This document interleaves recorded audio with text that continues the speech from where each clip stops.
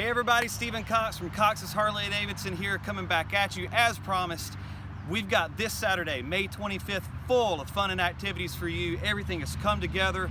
This whole area out here will be full of motorcycles, friends, and fun just for you. We've got free Corona, free Budweiser, free Bud Light, free Mick Ultra. I'm talking like 2,000 beers to hand out and share with you guys.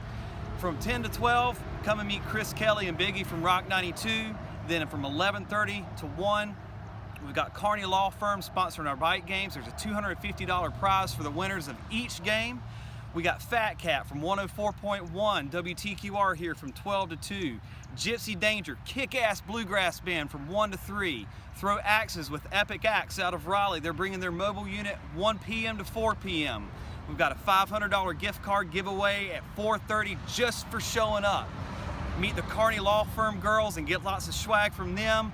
The CBA of Randolph County is going to be selling food, and we also got snow cones here for the kids from Pelican Ice. So come on out this Saturday. We're open from 9 to 5. It's going to be a lot of fun to celebrate 58 years of Cox's Harley-Davidson with you.